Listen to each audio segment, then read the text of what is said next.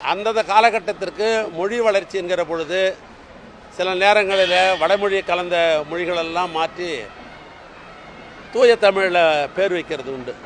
அந்த அடிப்படையில் தான் மருத்துவமனைக்கு வருவர்களை நோயாளி என்று சொன்னால் அவள் மன வருத்தத்துக்கு ஆளாவார் என்கிற காரணத்தினால் மருத்துவம் பார்க்கிற பயனாளிகள் என்று சொன்னதில் இலக்கண தப்போ கருத்து தப்போ எதுவும் இல்லை.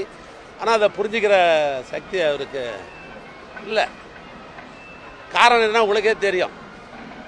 கம்பராமாயணத்தை எழுதுனது யார் அப்படின்னு கேட்டால் அவர் என்ன சொல்லுவார் அவரை பொறுத்தளவுக்கு?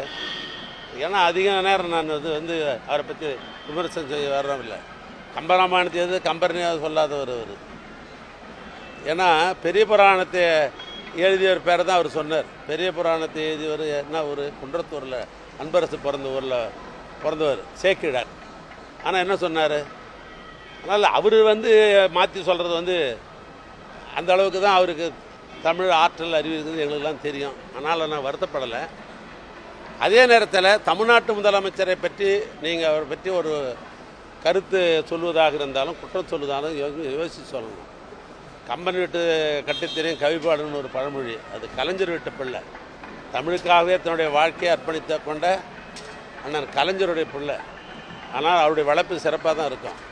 அதனால தான் இன்றைக்கி தமிழ்நாட்டில் உதாரணமாக சொல்லணுன்னா தன்னுடைய அரசியல் வாழ்க்கைக்கு ஒரு மாடலிங்காக இருந்த அண்ணன் கலைஞருடைய பேரை வைக்கணும்னு வச்சிருக்கிறார். அவருடைய நூற்றாண்டு விழாவை பொறுத்தளவுக்கு மதுரையில் கலைஞர் பேரில் நூற்றாண்டு நூலகம் ஒன்று அமைச்சிருக்கிறார். ஆனால் அதுக்கு பின்னால் தொடர்ந்து வந்திருக்கிற நூலகங்கள்லாம் என்ன? நான் கோயம்புத்தூரில் நின்று பேசுகிறேன். இந்த கோயம்புத்தூரில் இருக்கிற இந்த நூலகத்துக்கு பெயர் என்ன? ஒன்றுபட்ட கோவை மாவட்டத்தில் தந்தை பெரியார் பிறந்திருக்கிற காரணத்தினால் இங்கே பெரியார் நூலகம் என்று வைத்திருக்கிறார். பக்கத்தில் கட்டப்போகிற சேலத்தில் இருக்கிற அந்த நூலகத்துக்கு பாரதிதாசன் என்கிற பெயர் வைத்திருக்கிறார். அதுக்கு அடுத்து தொடர்ந்து சுதந்திர போராட்டத்தில் ஈடுபட்ட கடலூரில் கட்டப்படுகிற நூலகத்திற்கு அஞ்சலம்மையால் பெயரை வைத்திருக்கிறார். ஏழை பங்காளன் பெருந்தலைவர் காமராஜர் என்ற அடிப்படையில் திருச்சியில் கட்டப்படுகிற நூலகத்திற்கு பெருந்தலைவர் காமராஜர் பெயர் வைத்திருக்கிறார். இஸ்லாமிய பெருமக்களுக்கும் அதே நேரத்தில் சுதந்திர வாழ்க்கையை உருவாக்குவதற்கு தமிழ்நாட்டினுடைய வளர்ச்சிக்கு உந்து சக்தியாக இருந்து சிறுபான்மை சமுதாயத்தை சேர்ந்த காகித மில்லத்துடைய பெயரை திருநெல்வேலியில் கட்டப்படுகிற நூலகத்துக்கு வைத்திருக்கிறார்.